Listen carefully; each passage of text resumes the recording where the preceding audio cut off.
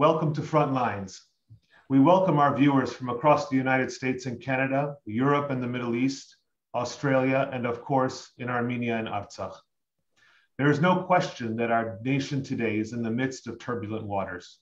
We are living through a historic moment in our history, and indeed in a neighborhood experiencing tectonic geopolitical shifts. Our people within the Republic of Armenia, in Artsakh, and indeed the diaspora, are gripped in a period of uncertainty, and parliamentary elections are only 2 weeks away. Just yesterday, June 7th, the president acknowledged that we are in an exceptionally complex crisis condition, and that Armenia is facing, and he appealed to all voters to play an active role in the elections. He asked them to realize that we are making a choice for the future of our country, the prospects of development, and the welfare of our generations. In every storm, there are beacons of strength and stability, of consistency, and indeed continuity. The office of the Armenian president was the symbol of stability during April 2018, when by all accounts, Armenia was amidst a fateful change in power. The president steered a ship through turbulent waters that spring. Today, the office of the President of the Republic of Armenia stands tested yet again as the outcome of the war and the losses endured, indeed the issues with respect to the threats of territorial integrity and our borders has brought these issues to the forefront. And like many Armenians, many are viewing the President's office as a beacon of that stability and strength once more. And with that, I'd like to pass it on to my co-host, Garo, to introduce the president today. Thank you, Karnig. Good morning, everyone in Republic of Armenia, in Artsakh. Good day everywhere throughout the globe. And Pari Egatzek, Harkarjan, Badvarjan, Baron Nachaka, Hayastani Harabirutian. Our guest, ladies and gentlemen, on this Tuesday morning in Yerevan is the President of the Republic of Armenia, His Excellency Armen Sarkissian. Our president is also a physicist and a computer scientist who has served as the president of Armenia since 2018. Previously, our president served as prime minister of Armenia from November of 1996 to March of 1997, and was the Republic of Armenia's longest serving ambassador to the United Kingdom, serving in that capacity from 1998 until 2018.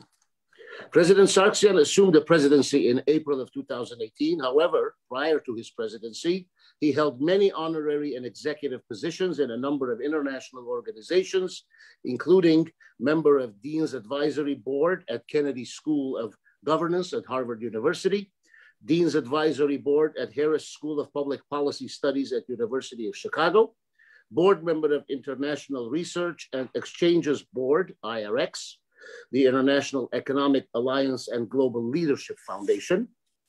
The president was also an honorary senior research fellow at the School of Mathematical Sciences at Queen Mary and Westfield College, now Queen Mary University of London.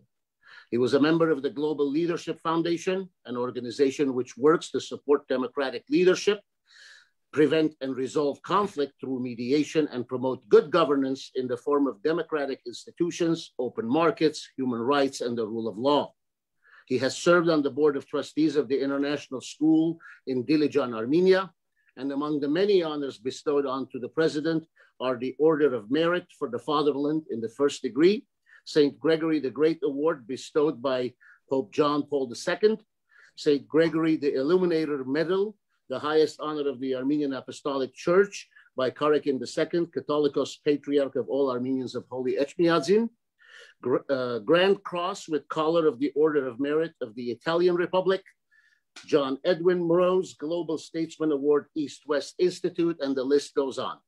We are truly honored and blessed to have the president join us this morning from Yerevan, this evening in Los Angeles, midnight in Chicago, and good day everywhere else. So pay attention. This is long overdue. Mr. President, welcome once again, Pari Egatzek. Well, thank you very much and good morning. I'm looking forward for our discussions. Thank you. Karnig? Thank you. Yes, Mr. President, if we could just jump right in. The war and its aftermath exposed a number of issues, perhaps even fissures in the issues of the Armenian national security apparatus. Issues regarding sovereignty and territorial integrity have emerged in the media regarding Armenian statehood. I use that as a preface to get really to the core question. And I wanted to ask you what your vision is of how Armenia can emerge from this post-war crisis that continues to impact the uncertainty in Armenia and indeed the region. And to really understand what I guess parameters you feel are the ones that Armenian society indeed should be focused on in order to emerge from the post-war crisis that we are in today. Well, thank you very much, Karnig. This is quite a complex question to answer in a couple of minutes. First of all, I think it's worth to mention that I had a completely different vision of overcoming this multi-level, multi-layer crisis that we are facing now in Armenia. And on the practical side, when the war was stopped, and we had a ceasefire, in one of my first announcements, I made it clear that in developed, normal, democratic states, after the war of this scale and the loss of so many young lives and the loss of territory, the loss of big part of Karabakh, the logical thing would have been the resignation of the government to open a practical route to the future. When I was speaking, and I made it clear and announced that. And as you can understand, I think when you have a complex and painful and emotional situation like that, the best way is, first of all, to bring down the emotional level of debate. And resignation of the government would have meant, in fact, exactly that. Of course, life should continue, and the approach, it's a classical approach, there's nothing new there. You have to get a new government, and that government could be either a government of national unity, when the major political forces come together and put together in a time of big national tragedy or difficulty, a united government, or I think, again, united government, but the level 0. I mean, just forget about all political parties, have a professional government that will serve for a while, basically answering and responding and also solving multiple of issues that we are facing. It's not only the economy, it's the COVID, it's difficulties in different sectors, starting from educations, healthcare, and many others. But of course, the war is not over, and there are a lot of events that could have been prevented, or they are still there. Border tensions, of course, nobody can guarantee sort of a very human or dignified behavior of our neighbor Azerbaijan here. And as you know, there are huge tensions on the borders. So the government should take care of them, because that's the direct responsibility of the government to answer this question and to take care the integrity of the borders. But the Constitution claims that the president is the one that has to guarantee the integrity of the state, which as a declaration is fine, it's the right one. But in this society and with this constitution, the president doesn't have any realistic tools to basically fulfill his obligation. To be honest, the number of tools is close to 0. It's the responsibility of the government, and the president has to remind by word and by his authority, has to remind the government that they have to take care of integrity of our state. Other issues, prisoners of war. I mean, Armenia has returned Azeri prisoners, and the Azeri side has kept a couple of hundred of them. I mean, this a couple of hundred is a huge number, because you are speaking about a couple of hundred families that living hell these days. I mean, their sons or daughters are in captivity with the enemy, and this should be resolved. And of course, there should be used any political or international humanitarian tool in order to bring them back, to bring back our boys back to Armenia. Mm-hmm. As the President of the Republic, again, I don't have the tools, and I'm not the one that negotiates neither with Azeri side nor with the Russian side, because the famous ceasefire announcement was signed by the President of Russian Federation, by President of Azerbaijan, and Prime Minister of Armenia. So it's the duty of Prime Minister to continue what he has signed, bringing back our boys home. I have been in Syunik and other regions, border regions of Armenia. Again, you are facing tragedies of, and I'm not using this word easily, tragedy, because it is tragedy when half of the village that people used to live now is occupied by Azeris, unlawfully, against international law, and basically without any humanitarian behavior there. And these people are living every night with the fear that something can happen. So again, it's the responsibility of the state to take care of that.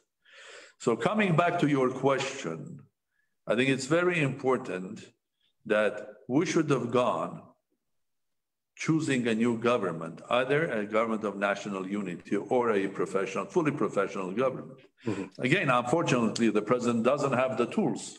And if I was the president of Italian Republic, like my good friend, Mr. Mattarella, he had a similar crisis, not a similar, but he had a crisis, political crisis.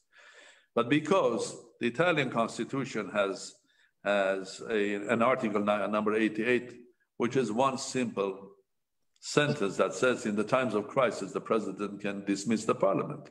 Mm. So what does the president do? Very simple, calls the prime minister, says, dear prime minister, either you resign and I form a professional government, or I will send the parliament home. So this is exactly what he did.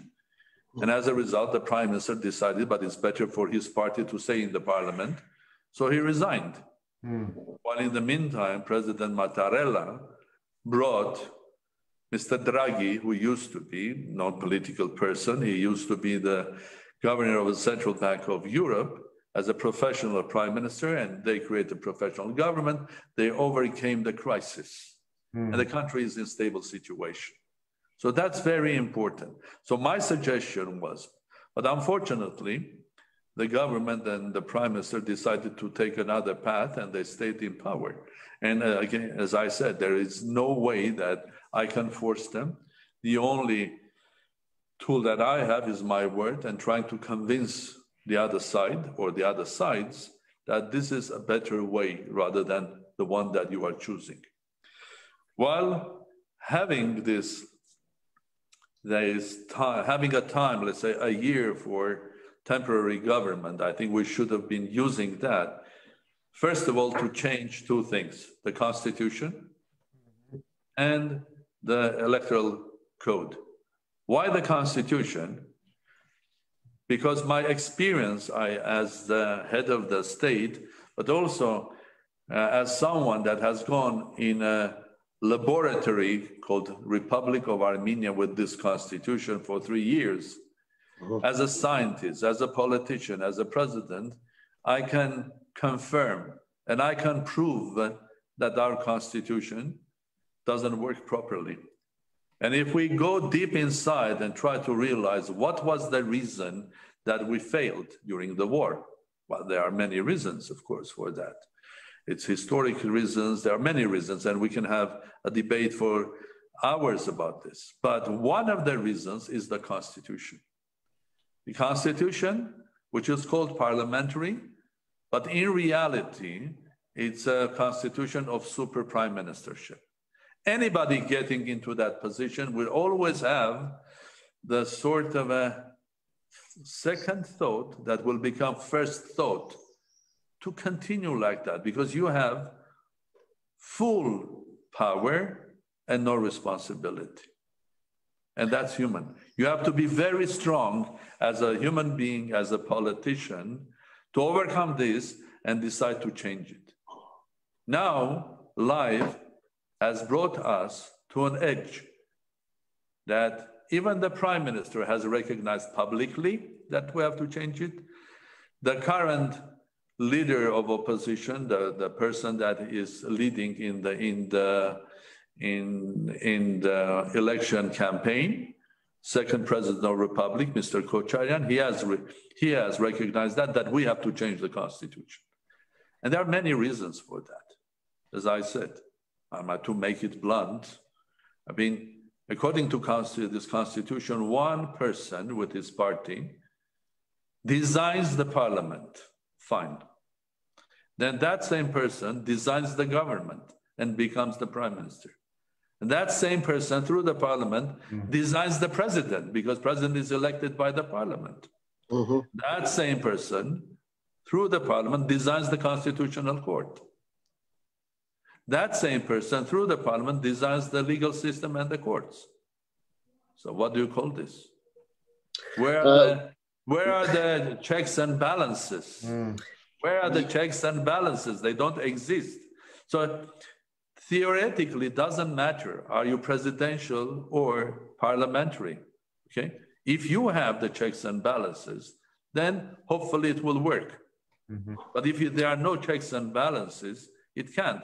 And as an example, our neighbor, Georgia, they claimed they are parliamentary republic and their system is much more stable.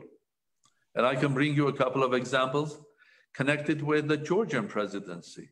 For example, Georgian president, Madame Salome Zurabishvili, is the head of the army, commander-in-chief. And that makes a big difference during a war. Because during this war, it was not clear who is the commander-in-chief. And until today, we hear the government blames the generals and generals blame the government for the responsibility. Or when a law comes on my table, I have only two choices. Choice number one, to sign it. Choice number two, if I find a problem with constitution, to send it to constitutional court. I don't have a third one. Well, the last one is I don't sign it, but then automatically in 3 days' time, after 21, the Speaker of the Parliament signs it and it becomes the law. Sometimes you can use that tool, but what does it prove? What does it prove? Yeah. Georgian president has the power of veto. The law comes on the table and the president can put a veto with her remarks, send it back to the parliament, which is healthy. Not every law that comes to my table has a conflict with constitution, but there are a lot of laws that have conflict either with the educational system or with the health system or with the economy or investment or many other issues. And the president usually has to be someone that has life experience and can make judgments on this. And the president has the personnel here. Well, I have top-class lawyers working with me. I have top-class advisors in diplomacy, in national security, and many other issues. So I can make a judgment. I'm someone that listens to others, okay? So why on earth someone that you were saying that has experience of being on the board of Chicago, Harvard, cannot have an opinion on law and education? It came to my table. Well, my lawyers and others, because I usually use not only my lawyers and I ask other lawyers from outside their opinion, were clear that there are issues connected with the Constitution. Fine. But I looked at the law with a red pencil, separate from Constitution, being constitutional or not. I looked at it with the eyes of a professor. And that law, every page has my red remarks. Because it doesn't resolve the issues related to education and science. Okay? Why on earth we cannot have a law when, if we stay as a parliamentary republic, the president should have the right of veto, and so on. So the case is proven, and if we have to change the constitution, the sooner the better. Now, coming back to your question, so my approach was always resignation of the government, either the new government of national unity or professional government, let's say for a year or year and a half, preparing the country for the new constitution or the changes in the constitution, the current one, preparing the electoral code because it's connected with the constitution and the concept. And it's very important. Actually, today we have a parliament where elections are run like presidential. You look at the ballots, you look at the presentations, people are voting for Nicole Pashinyan, or people are voting for Robert Kocharian, people are voting for Gagik Tsarukian, and so on and so forth. Yeah. They are not voting for those who are in the list. And the worst thing, you go to the villages in Armenia, ask them, who are your deputies? Who are the members of National Assembly that are representing you? They don't know. They don't know. It's a house of representation. And in Armenian, it said padgamavor, someone that takes the padgam, the message, from the village, from the city to the parliament, and backwards from the parliament back to those people. There is no padgam. There's no representation. Mr. President, I'm sorry. To make this, I don't want to interrupt you. Please finish. This is the answer to your question. And sorry, go ahead. That's okay. That's okay, Mr. President. You hit a real tone with me when you used the word Batkamavor. Batkamavor is a messenger who takes the message. You're correct, sir. You recently, you just spoke about the need for constitutional reform, with which I believe my colleague Karnig and I agree. And you further have made recent remarks about the need for constitutional reform to also be inclusive of the diasporan talent. I believe the way you phrased it, Spirkum darper volortnerum ամենաբարձր աստիճանի ու հաջողության հասած մարդիկ սահմանադրությամբ իրավունք չունեն Հայաստան վերադառնալ եւ բարձր պաշտոն ունենալ. How do you envision, and you've talked about we need to be together, you've spoken about we should not separate between black and white, us or them, and you know, the list goes on. So how does the diasporan, who lives and breathes and wakes up and sleeps and has been doing so for years and years, and many who rediscovered their identity as Armenians because of the 44-day war, who agonize, how can we go about this? There'll be elections June 20th. As president, as a statesman that you are, do you think you will be able to reason with those who will come into parliament, whoever they may be, for this to actually occur so we can be the one nation that we believe we are, 10, 11 million strong? Yeah, very important question, I think. And I think this is a question that has its history going back to early days of our republic. I think we took the wrong path from day one. And I had the same opinion early 90s. I knew that my opinion was different from then President of Republic of Armenia, Levon Ter-Petrosyan, and other colleagues. But I always believed that this country has one priority, one strength, one prime power that this nation, as a nation and as a state, can use, which is Armenian people. I mean, every state has its own priorities or privileges or powers and then the whole question is, can you use it? You have to put all of this power into action to serve your nation and your state. Well, let's not go far. I mean, our neighbor and our neighbor with whom we had this war, Azerbaijan, we won the first war which was stopped in 1994. For 26 years, we were victorious, okay? Did we act properly? I would say no, because we had things to do which we didn't do it. But in 1994, Armenian forces were controlling most of Nagorno-Karabakh or most of Artsakh and further territories which were not initially a part of Nagorno-Karabakh Autonomous Republic of Azerbaijan. What happened with Azerbaijan after this defeat? I mean, the leadership in Azerbaijan decided to use their own privileges or their own power, which is simple at the end of the day. It's the oil. Mm-hmm.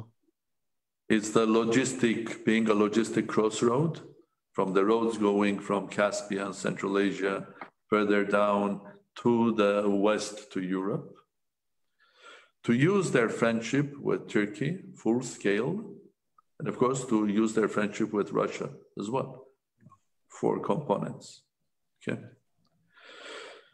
Now, and they got what they wanted 26 years after. And imagine Azerbaijan without the pipeline. To be honest, when I remember those days, I could guarantee you that President Aliyev's father, for him, the pipeline was more important than Karabakh. Because he knew he could get Karabakh back if he can have the pipeline. Because the pipeline was the key to make Azerbaijan powerful. Mm-hmm. To make Azerbaijan powerful, to make money, to use that money to build an army, and so on and so forth, okay? And I think that was the right time to negotiate for the future of Karabakh. Because Father Aliyev, being someone reasonable, would have come to a compromise with us on the future of Karabakh, because, as I said, for him, the pipeline was more important. And those days, everybody believed that Armenia had the most powerful army in the region. I mean, it's everybody, starting in Russia, in NATO, everybody. So they were taking Armenia seriously as a military power of the region. Mm-hmm. And that was, and we were politically well exposed or positioned, because majority in Europe or the world had sort of a positive emotional approach to Armenia, which is not the case now, because we have lost that as well in our diplomacy. Now, using your strength is the key. And where is our strength? Do we have oil? Okay, we have some minerals, some gold, some copper, which in reality is the hands of individuals, either foreign or local former politicians. So what else do we have?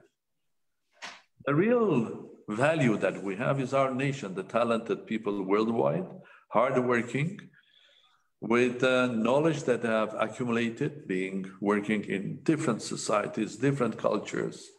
And that's a huge value at the end of the day. And of course, if I was an executive president, one of the first things that I would do, I would change the constitution, and I will take off the barriers, because what we have built is Berlin Wall between the diaspora and Armenia. I mean, there's Berlin Wall, you can come and visit Armenia, okay? No problem. You can do charity, you can give money, you can invest, but never think, this is what Constitution says, of influencing politics in Armenia because you live abroad, because your sons are not going they are not serving in the army in Armenia, and so on and so forth. Well, I disagree, okay? Of course, it's a chicken and egg, but you have to start breaking that and building a society where the whole nation is engaged. Then the sons and daughters of Armenia that live abroad will come and serve in the army. The sons and daughters that live abroad will come and serve in the government and make our government the most professional, the most efficient, the most powerful government. Because these days it's not about how much at the end of the day, eventually how much you have this or that. It's about how much effective you are as a government, as a leadership that can accumulate and use the maximum of what you have as a strength. So what we have today, we are absolutely not using our strength. Will look like an Arab state in the Gulf or any state in the Gulf that has decided they are not having huge reserves of oil. They have decided not to use it. So what would that state look like? A desert. But now look at these states. There are no deserts. There are phenomenal states, phenomenal cities. They are investing money. And where are they investing money that came from oil? Into people. You go to Doha, to Abu Dhabi, to Riyadh, they are investing money in universities, education, in people. So we are already a state that people are invested. They are invested in Armenia, they are invested in Russia. There are as many Armenians living in Russia on highest levels. Well, I mean, I don't want to bring examples. Look at the Russian government. How many members have Armenian blood? They are being educated and prepared in Europe, in France, in Germany, in Britain, in Italy, in North America, in Canada, in United States, in South America, in Argentina and Brazil, in Middle East, in Far East. And we are not using that. I mean, the states are using their oil in order to educate people because the real power is in people. And we have this real power and we are not using it. I mean, I mean, the word is ridiculous. Mr. President, if I may quickly follow up. Yes, please. A quick follow-up is this. When we are speaking about the resources of the Armenian nation, the diasporan resources, right next to Armenia historic, frontier Armenia is Republic of Artsakh. Where do we go post June 20th and how do we secure the safety of our people in Artsakh and become truly the one nation that the security of its people in Armenia and Artsakh is paramount, foremost priority, and then taking a step further, just like the United States, where I live in Los Angeles, where Karnig lives in Chicago, we know that it has armies in different parts of the world outside of the United States. And those armies outside of the United States serve the interests of the United States. So I liken it to the Armenian community of Southern California, the Armenian community of Lebanon, the Armenian community of Iran, Syria, Paris, France, everywhere, South America, Russia, are all soldiers of the Armenian nation living abroad who can serve the Armenian nation. And there must be a way where we can bridge between Armenia and Artsakh, not just the Lachin corridor, but a real bridge. And sir, I must implore you as a statesman, as the president who has been stripped of constitutional powers, there must be a way, because you are a master negotiator, so you must be able to come up with a solution. What is the solution? Okay. Well, you raised the question about the safety of Artsakh and security of Artsakh, future for Artsakh. But we have the same question for Republic of Armenia today. Yes. No different. No different. And we have to be serious here. Okay. And I think in one word, the solution, I call it the Fourth Republic. Have you read about this or not? If you have not read it, I'll send you the article that I have printed. I have published it it's 6-7 pages, simple. It's called the Fourth Republic, basically saying our Third Republic, we have done a lot of things right, because we had the First War winning, we have built the state, many positive things. Let's not forget it, the state is there. But we have to recognize that we have done also a lot of things not right, but wrong. And there's a big list of that. And one of the wrong things that we have built a Berlin Wall between diaspora and Armenia. That Berlin Wall should be destroyed. But that will not resolve the issue. They should be resolved, and there are many ways of engaging Armenians abroad, not only in developing Armenia's economy, educational system. We see the results of that. Everybody in Yerevan is proud of TUMO. Okay? The school, after class school for young boys and girls that come, everybody, whoever comes to this country, we take it to show them TUMO. Okay, TUMO. Okay, President Macron goes and sees TUMO. Chancellor Merkel goes, everybody wants it. There is one in Paris now built by TUMO. So what is TUMO?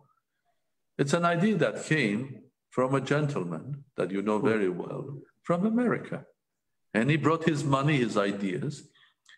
And what Armenia had to do is to just support and don't make his life miserable, to help him to do what he wants to do.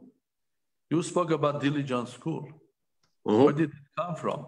From a lot of investors from Russia. It is Nubarov, Ruben, Vartanyan, and others, and including me, a little bit I'll help them as well.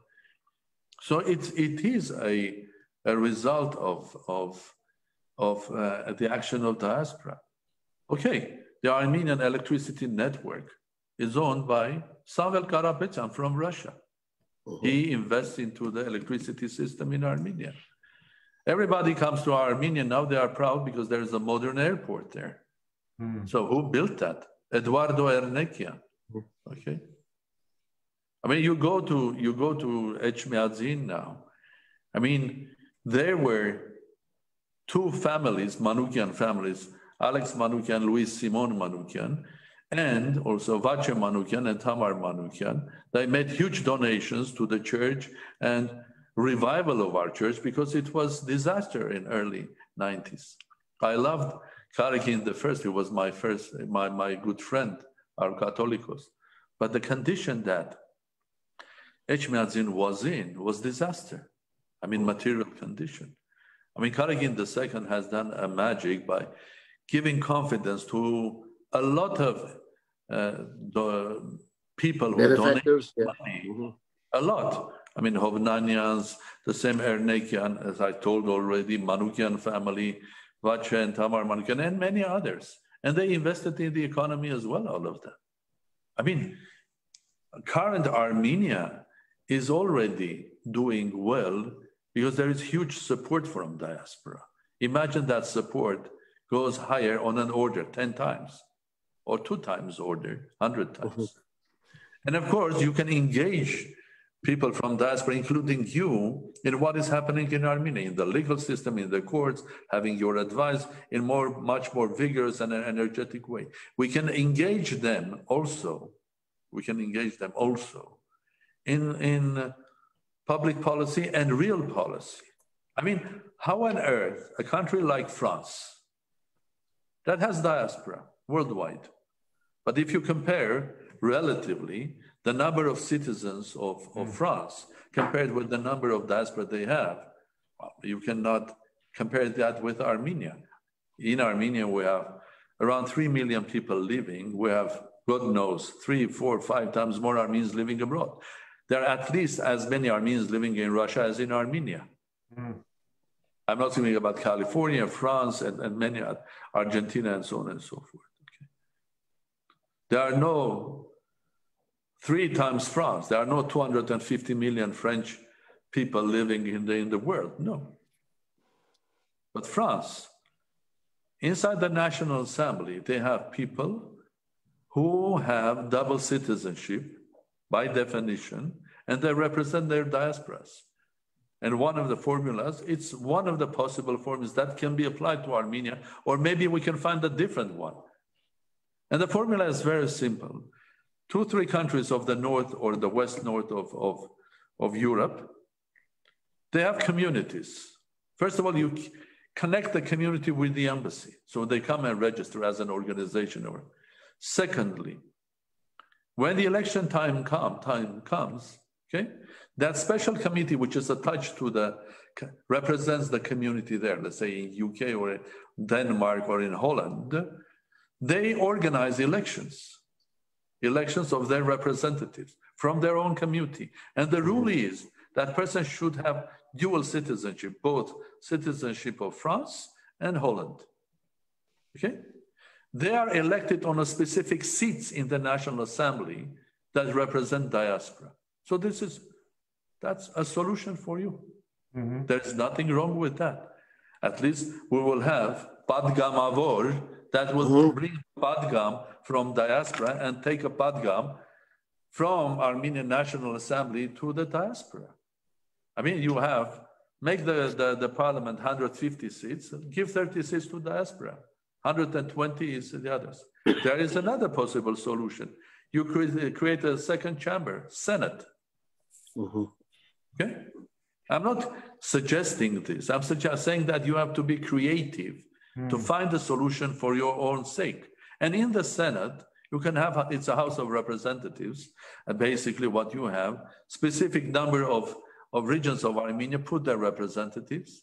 President nominates, for example, very famous Armenians to sit at the Senate.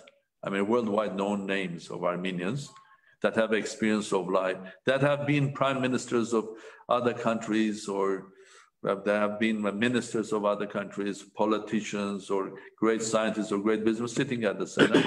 Then the other 1/3 is represented by communities. Here we are.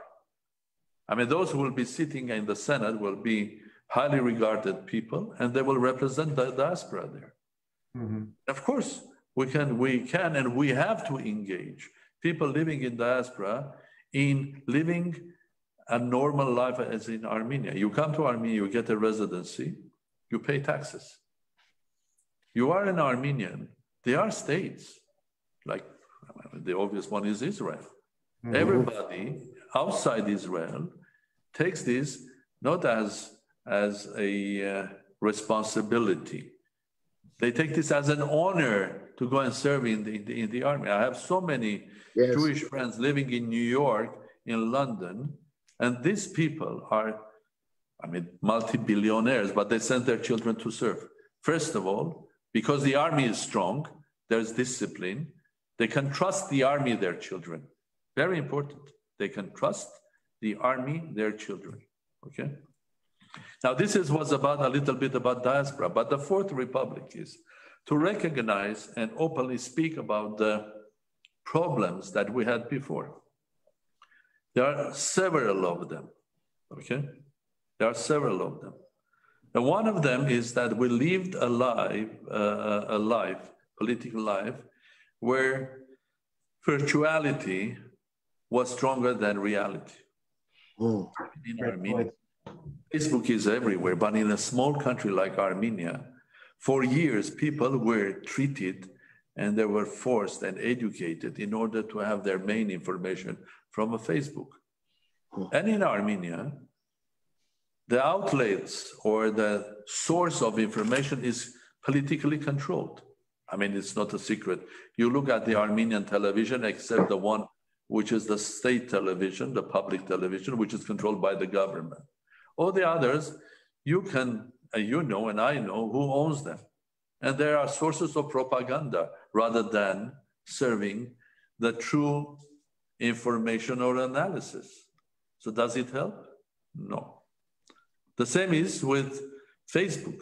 There is several times more fake, 10 times, 20 times more fake than real response from society. How on earth you can take this as a public pressure the Facebook. You cannot. In a small country like it's difficult to do in America, but people are trying to do it. But in Armenia, what is to create a false information in a Facebook? How much money do you need? Not much. Yeah. But that destroys the society. Second, we lived for years in a world when we pretended. We pretended that Armenia has an IT sector. I'm here to tell you, I'm a specialist. We're not an IT country. This is someone that dreams to make Armenia an IT country. We are not. The number of professional IT guys, boys and girls, is probably around between 6,000 to 10,000. The remaining another 10,000 or 50,000 are those who work technically in that sector, okay, 30,000 altogether. Okay? And we pretend and we tell everybody and we believe that we are an IT country. Okay, we have islands of excellence like the same Tumo, or schools, fantastic schools like Fund. There are many of them, I've been others. There are many fantastic schools, but they're islands where I will be happy as a president that the children on the border will get the same education as in the center of Yerevan. Because that's the strength. Because talented boys and girls are born not in the center of Yerevan. They are born anywhere. And we have to find this talent. In order to find the talent, you have to have good quality of education, which we don't. I mean, we pretend, we bring everybody to show Tumo and they think, wow, if this is one of the schools, imagine the level of IT education in Armenia. It doesn't exist. I like to bring an example, not the example of Georgia, where they are investing billions in Kutaisi and building a new technological university with 5 leading universities in the world. I'm not bringing examples of our other neighbors. Comparing Armenia with America or Russia doesn't make sense, or even India. But I like to bring an example of another country which has more or less the same size. It's Belarus. And it's a country where it's run by President Lukashenko. There's huge pressure on him. It's not a democratic country and all of that stuff. Fine. But the president has executive power. And he is not a professor of university. But he has signed a decree giving that sector tax-free status, which is not here in Armenia. None of the previous governments, including this previous one, really understood the power of giving privileges to a sector which is our future. In Belarus, under one only umbrella, which is called Park of High Technologies, there are 50,000 programmers, high quality. And who are the investors in that country? Guys from America and Canada. And their turnover is $1.5 billion. So with one decree, the president has the president has created a huge sector of the economy, which didn't exist. So you were not taxing them before because they didn't exist. Now you are not taxing, but $1.5 billion turnover means 50,000 people, okay? They live a life, they buy houses, they pay other types of things in their life, and that makes the economy very healthy. So we have to stop pretending. There's another word for it. We were pretending, a lot of us believed that we have a strong army. People believed that we were winning the game. I'm not speaking about who was saying what, the politicians and all of that. Leave that up. I'm speaking about the principal things. We were ready as a society believing anything that we were told. So we have to stop. We have to ask questions, challenge area and each announcement or information, and stop lying to ourselves. I mean, this pretend life. Okay, for 26 years after victorious, why we won the first war? For a simple reason, because we were a couple of years ahead of Azerbaijan. It was the same Azerbaijan, the same Turkey, their friend, but we won. Why? Because our army was 2-3 steps ahead, 2-3 years ahead. Why? Because we managed to bring professionals, Armenians, from other armies, first of all, Russia, that had experience in Soviet Union, were professional soldiers, that had experience in Afghanistan. They came from a general up to a lieutenant or a soldier. They were professional soldiers, and we managed to make the army of volunteers, of fedains, into professional army. We're ahead of Azerbaijan, so we won the war. Now Azerbaijan is ahead of us for 10 years in new technology structure with the help of the oil, with the help of the money, and Turkey. Yeah. We have to be ready. But now, after 26 years, when I became president, one of the first things that I announced and said and repeated every time was about that we live an abnormal life. More than half of the population of Armenia lives in Yerevan. Imagine United States, everybody living in Washington. I mean, it's crazy. But this is where we are. Or even in New York. I mean, this country has the size of New York. You drive 2 hours, you come to the borders of Armenia. Not to the south from Yerevan, but even to the north. 3 hours, 4 hours. You drive 3-4 hours, you come from one street of New York to another street of New York. And Mr. President, let me finish here. Sure. So it is very important. And one of the things that I was mentioning for 3 years, because I couldn't mention more toughly, more stronger, that can you imagine in 2018 when I became president, the number of visitors of Artsakh was 18,000 people. 18,000, out of which 10,000-12,000 were the family members or the relatives of the soldiers. So 6,000, 10,000 visitors. This is Artsakh that we fought. We lost lives. But it was not only Artsakh. You take Gyumri, which is 1 hour drive from Yerevan, beautiful city, the city that we managed not to destroy the historic part of it. And we have to keep it like Goris, because we have only a couple of them that have carrying the historic value, okay? The number of visitors were 30,000. And I started talking about that. Now I'm so happy that the number of visitors have gone 2 or 3 times, because we have to realize this is a small country. You can live in Zakhkazor and come and work in Yerevan. You will be much faster than in Los Angeles or in Chicago or in New York. And that's the future. You will live with your family in a healthy environment. You will keep that. How on earth we were thinking of keeping Artsakh when in 1994, the official number of people living there was around 140,000. In 2020, it was 120, less 20,000. It should have been tripled. So pretend. This is the Third Republic. Don't pretend, don't lie to yourself. There are so many issues that we have to do right.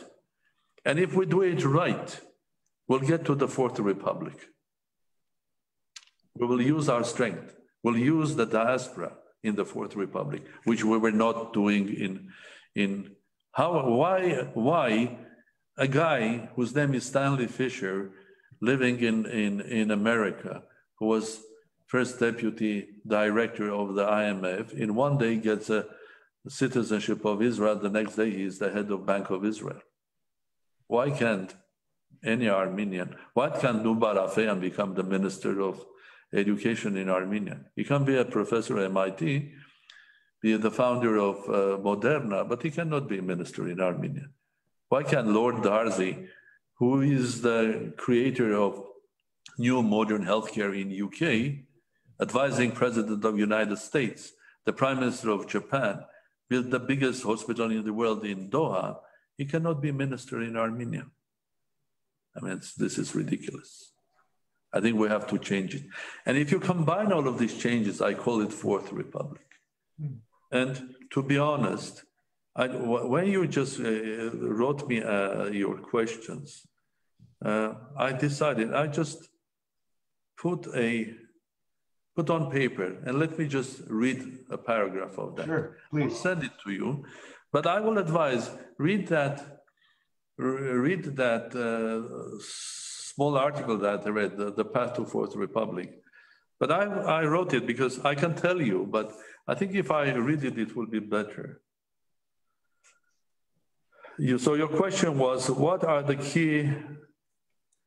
keys to translating your vision for Armenia's future into action? And I wrote this, but maybe it's not all right or all in the right place, but I wrote this yesterday. I think it is the existence of the national state ideology. First of all, we have to have one. Well, we are not living in, we have to have a national identity, a national ideology, where we have to go, what we have to achieve, what sort of a country. And that ideology should basically translate it into vision, and that vision into strategy, and the strategy into plan of action. That's absolutely clear. Recognizing, knowing, or really redefining our identity. Very important. Who we are, who are we worldwide?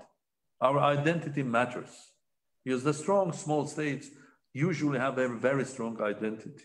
Having the courage to accept our mistakes, important. Having the strength to acknowledge our weaknesses. Having the rationality and responsibility to acknowledge the reality. Not live in a dream world. Committing and becoming better collectively and individually. I would put it individually and collectively.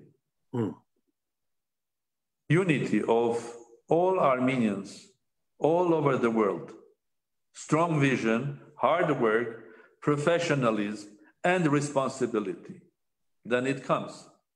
Trust, fair and noble motives, belief into the inevitability of our success. Through love towards our homeland, towards each other, and towards our mission, through willingness to collaborate and learn, through dedication, perseverance, and discipline. All this should be generating and building the new Fourth Republic, even from zero. I think what is important that we have this mission and discipline, organization. These are human words of human behavior. If we bring it back to our republic, then we will succeed. Then we'll fight corruption, which is there in this country, in huge scale compared with the small size of this country. We'll know where we are going, which we don't now. We will learn then easily how to protect Armenia and how to protect Artsakh. So we cannot just take Artsakh in this sort of a framework of Third Republic, what we have today, and think about how we are going to protect it. Because there's a question. We had 26 years. Why didn't we protect Artsakh? We had 26 years of peace. Why didn't we protect Artsakh? And if we are going to continue the way we live now, we will not succeed at all. We'll not protect Artsakh, we'll not protect Armenia, we'll not make our nation and the statehood strong. And we have the chance, because in the 21st century, this is going to become very soon as a world where natural resources will be secondary. Where are the biggest oil companies in the stock exchange in America? Which companies are the biggest? Amazon, Google, IBM, you name it, Microsoft. All the power of brain, or power of individual, not the power of oil. Oil will have its own, very simple. I brought this example to you because it's very important, because smart states, they are using their strength in order to make their human power stronger. Singapore, they use their ports, location, everything for promote education, science, technology. Singapore has one of the best universities in the world now. Mm-hmm. Just having a port doesn't help you. Just having oil doesn't help you if you don't have a vision. So we are, by definition, we have the possibility of making Armenia strong and making this nation strong. But first of all, we have to work and act as one nation, one state. No Berlin walls. I hope I answered your question. I think that was a very profound and thorough answer, Mr. President. And I wanted to follow up, if I may, real quickly on the point of the Fourth Republic, the image that you painted so eloquently. Clearly, there's the value of investment in human capital. One of the main aspects of the picture you just painted is a Fourth Republic that is outside looking, not inside looking, outside looking, not only for its human capital. And this is where I'd like to segue to a point which I think will draw on your history as a diplomat. When you mentioned the fact that the amount of the significant portion of the Armenian population that lives in Yerevan and really had no exposure to Artsakh, to Goris, to Gyumri, it brings to mind the fact that a country in this geopolitical reality, at this moment in time, and one that is so concentrated in the capital, as you were comparing it to the United States and other larger countries, it seems that this outward-looking aspect of the Fourth Republic is on multi-levels, and one of them, I think, has to be a realistic appreciation of the geopolitical neighborhood in which Armenians live today. And I was hoping that you could opine just a little bit on whether it's through our diplomatic corps or whether it's through our governing approaches or our alliance building, a vision, a national identity is going to have to appreciate where we are. I think the war itself awakened the global Armenian nation to the immediate neighborhood, not necessarily the Azerbaijan and Turkey issue, but the issue of mercenaries from Syria, the role of Iran, the role or the lack of role of Georgia, for example. I think that what are your thoughts on inspired leadership going forward in really understanding how this vision of the Fourth Republic looking outside, what does that translate through diplomatically? Because it seems that the leadership of a country that is in this particular geopolitical reality, and it's almost impossible that sophistication of this sophisticated diplomacy and understanding of global relations is almost a prerequisite to governing a nation like the Armenian Republic. No.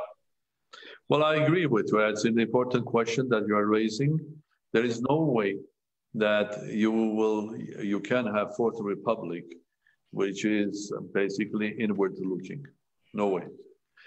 Many reasons for that. First of all, unfortunately, during the Third Republic, we were very much sort of inward looking at our own issues, basically separating ourselves even from diaspora, as I said. Okay, you are allowed this, but you are not allowed that, and so on. And I'm not speaking about getting yourself being much more active internationally. And therefore, for that, there are several reasons. Reason number one, the world has changed. I mean, what is neighborhood is different today. I mean, let me give you an example. For me, there was the war. Now the people are busy with elections. I hope it will bring some a bit more stability and understanding to the future of the country. I'm not sure that it will. I'm not sure with the results that we're getting. I'm not sure with the culture that we have created during these years. I'm not sure with the hatred and absence of tolerance that we have created all of these years, that 21st of June will be resolving our issues. I hope. And as a president, I'm going to do everything, using my main tools, which is my individuality or personality, but the most important, my word, because I don't have any other tools, to make sure that this country will go through the elections in a more human way, stable, without civil destruction and many other troubles that none of us wants to be happening. Now, coming back to the idea, so the Third Republic was based basically in general terms on a closed society, closing yourself from diaspora, from others. We are who we are, and so on. Of course, we had diplomacy. Of course, we had relations. We had good relations with a lot of countries. There was activities going. But what we need is completely something, a diplomacy, public diplomacy, professional, political diplomacy, on a completely different scale, because this world is different. I took that time of these elections. I went with a state visit to Georgia, not because I had the invitation for a while, but also to understand what's happening there, because they're our neighbor, physical neighbor. And if something happens in Georgia, that will hurt Armenia enormously. And you have to take into account that Azerbaijan and Turkey have very strong presence now in Georgia, both economically and otherwise. Very important. Another country which is very important for us is Iran. I don't have to bring the reasons for that. I was in Russia as well. I spent the week there and visiting scientific centers and meeting friends, political friends and others. I took as a holiday there and 3 days of working visit. Because sometimes on a holiday, you learn more than when you are on official visit. So, and I'll come back to you on the technological side, to you. I'm just back from Kazakhstan. Well, look at Kazakhstan. You have to fly 3.5 hours from Armenia to Kazakhstan. It's not our direct neighbor, but Kazakhstan is our neighbor because it's the politically the strongest country in the Central Asia. It's a member of the same organizations that we are in, like Eurasia Economic One and Collective Defense System. And they are after Russia, they are the most influential ones there. They have very strong relations and connections with Azerbaijan and Turkey. And the first president of Kazakhstan, President Nazarbayev, is seen as a leader in Turkic-speaking nations because they speak more or less the same language. Of course, Kazakh language and Turkish language are very different, but the roots are the same. And of course, Turks came to Anatolia, to where we lived, to Western Armenia from Central Asia. So we have, and I have very good relations with them personally, and Armenia has good relations. I know the leaders for many, many years, and I thought it's the right thing to go while people are busy here, while we don't have foreign minister, and when the foreign ministry is in shambles for the moment, and somebody has to take care of this. Yeah. Because Kazakhstan is a neighbor to us, although it's 3.5 hours of flight, but their influence, because their oil goes through Baku, Tbilisi, Ceyhan. They have huge influence on the region. They have huge influence on our neighbors. They have huge influence on Russia and others. And they are a country. They have managed to resolve many issues that we have to resolve as well. For example, Kazakhstan has resolved their border issues with Russia. Look at the size of the border. They have resolved their issues with China. Look at the scale of difficulty of the border and border issue. So they have this experience. So I was there, and I can say that it was absolutely useful. I went just telephone calls them, I want to come. No official visit, nothing. I was treated like on the highest level of official visit, spend hours with the current president, spend hours with the first president El-Basi, Nazarbayev, with the head of the parliament, with the leader of the Nazarbayev Foundation, with several ministers, including several important ones that are important for Armenia. So the world has changed. We are neighbors with the United States. We're neighbors with Russia. And this is the new world that we're going to enter. And in this new world, more and more, I thought a discovery, a scientific discovery, technology are going to be the dominant ones. They're going to be dominant as well in diplomacy as well. So that means Armenia, because it's small, because it has problems, Armenia has to be 10 times more energetic in its diplomacy. And that diplomacy should be based on our identity, on our vision, on our mission, and definitely using full scale the whole nation, including, first of all, the diaspora, which we are not doing. And we have to have completely different approaches. I mean, sitting there and complaining that the world consists of friends and enemies doesn't help. If you have a friend, let's say Russia, because everybody recognizes Russia is a friend of Armenia, then you have to work very hard, 10 times more, to keep that friendship. It's a tree. You don't put your water there, it will dry. And there are no friends and there are no enemies forever. Try to find some of them.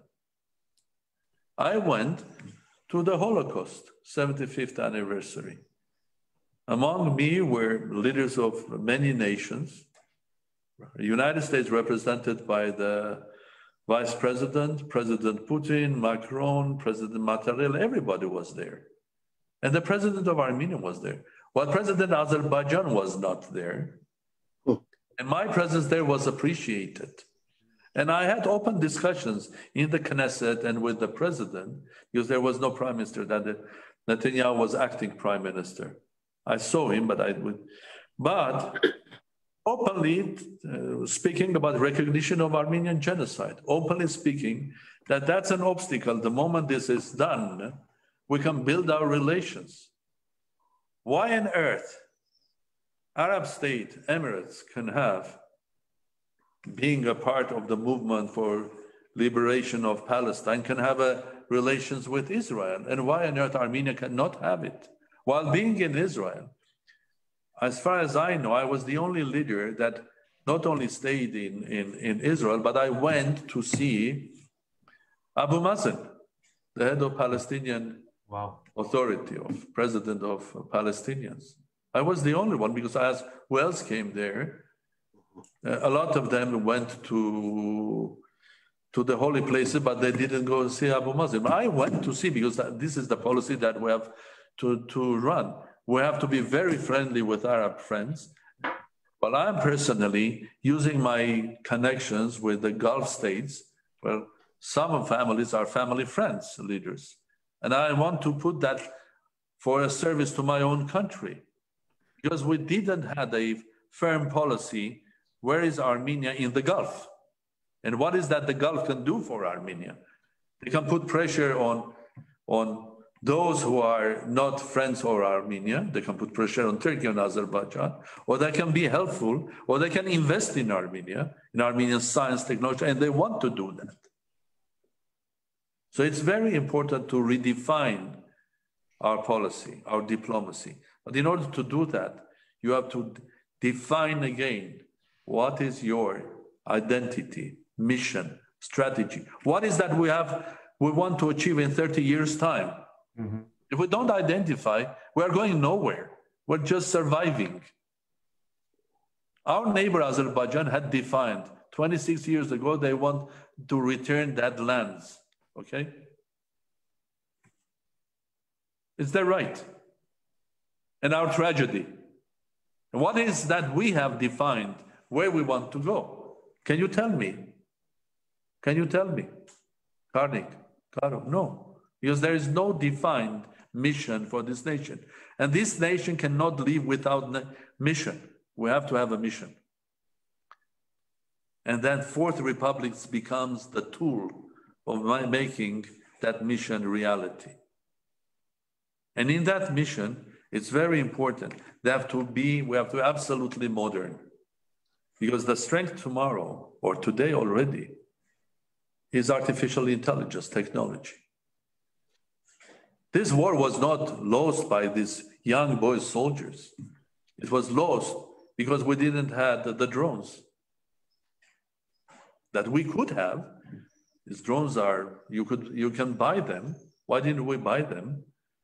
While in Israel, I have this project, a presidential initiative, which is called ATOM, Advanced Tomorrow, basically trying to help to develop the new technologies in Armenia, especially artificial intelligence.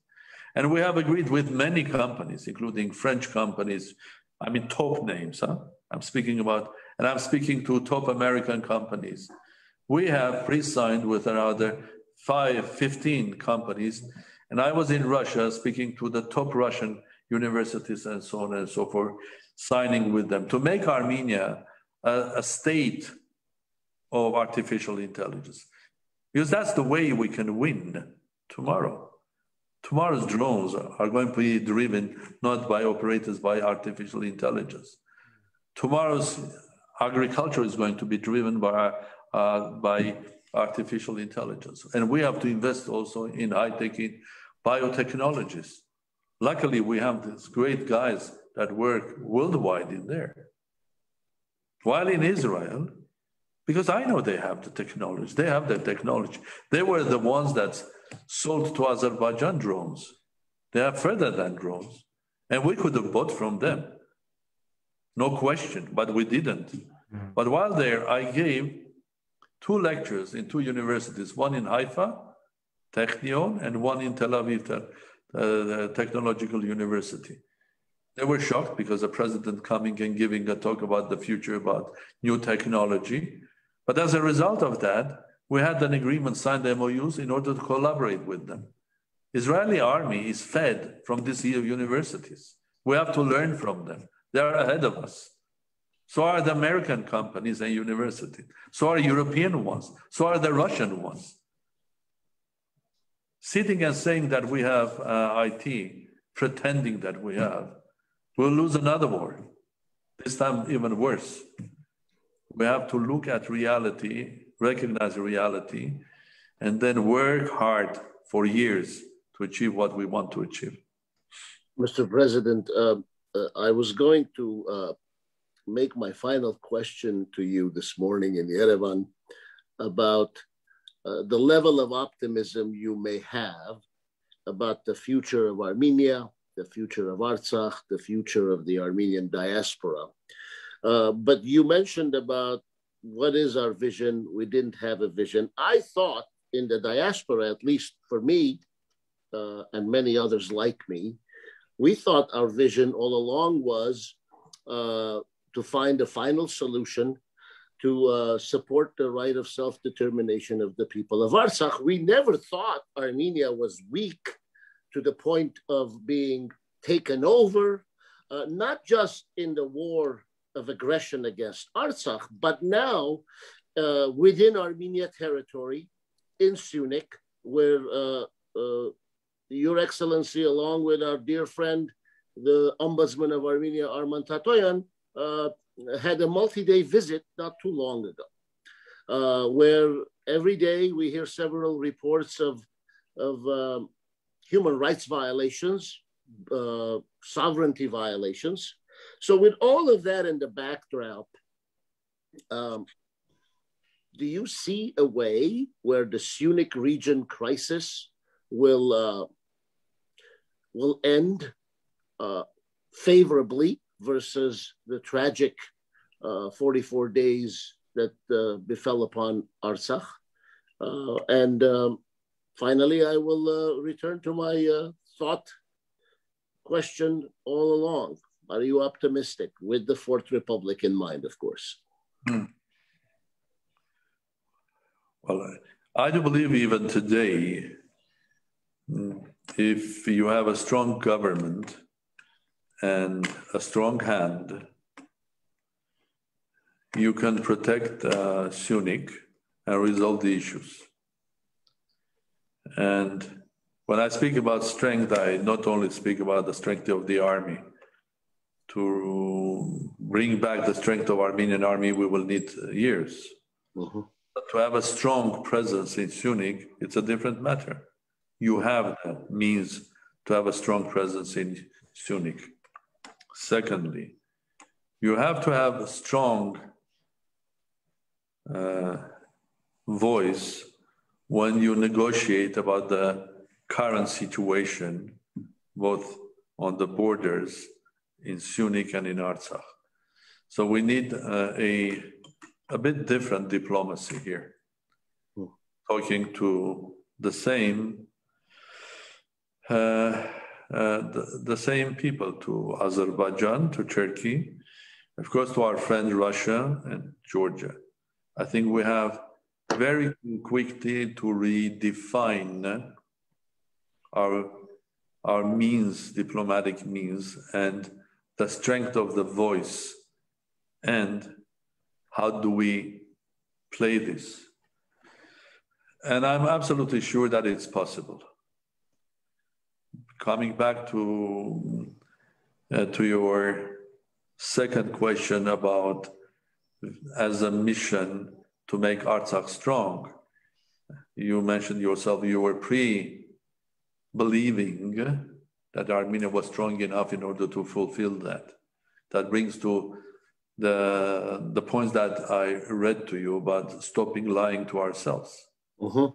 We have to look at the reality, how really strong we are, where are our weaknesses, and what is that we have to do in order to really become a strong state. Otherwise, we will lie to ourselves, and that's the worst thing that you do in your life. Lying to yourself, to your family, to your nation. Now, am I optimist or not? I'm sorry, as an Armenian, do I have any other choice? And I'm double that. As the Armenian President of Armenia, do I have another choice? No.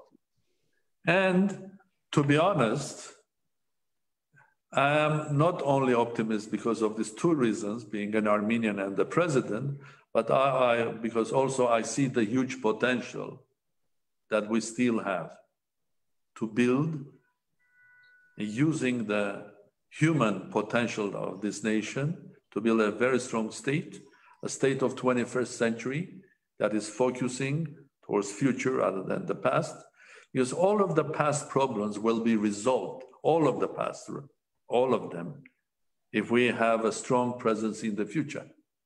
So I believe in future. I believe this nation can build a strong Armenia, and being a strong Armenian can protect not only Armenia and Artsakh and the rights of all diaspora as well. And I don't lie to myself. I see the potential. And I'm here to work hard. The only thing with this Third Republic and the Constitution is that it's absolutely frustrating for me, to be honest, because I live every day knowing that I am using 5, maximum 10% of my capacity. I could have done much more, both in diplomacy but things don't allow me to do it. It doesn't add pessimism to my optimism. I'm still optimist because I believe that we can build the Fourth Republic together. Thank you, Mr. President. Thank you very much. Mr. President, this has been a true honor to have you with us. And I have to say, I think your profound thoughts, both from the structural side as well as the visionary side is this is food we've wanted to eat for a long time. I think as a nation, I think we want to see those lights and those opportunities, and I think you've painted a really fascinating picture as to how to transform ourselves from looking in to looking out, from understanding from a basis of reality as opposed to fiction. These are themes that transcend a number of different areas of the Armenian experience, not just in government, but in education, in IT, in business. I think that those they are powerful thoughts and powerful images to guide our nation out of the present circumstances that we're in and into a future where we can realize the way you said, our full potential. And I'm sure that you know that both Garo and I, as well as a number of other Armenians throughout the diaspora, will join you in that mission always. And I think that the framework that you laid is one that is captivating and one that is promising. And we appreciate very much your time, Mr. President. I know that you're extremely busy, and we do, our audience also obviously appreciates the opportunity to connect with you from across the United States, Europe, Australia, the Middle East. We've received many, many messages in anticipation of your appearance here with us today. And I'm sure that as we can see the comments floating in, you have been remarkably received, as you have been historically. And I want to thank you for the time that you've spent with us to discuss these very important topics at this moment of real change, transition. Well, thank you very much from my side. I would like to thank you both and your audience and all of our fellow Armenians worldwide. And I really enjoyed talking to you, and I'll be always ready to have a dialogue with you and others in order to make our dream a reality. Thank you very much. Stay tuned. Yes.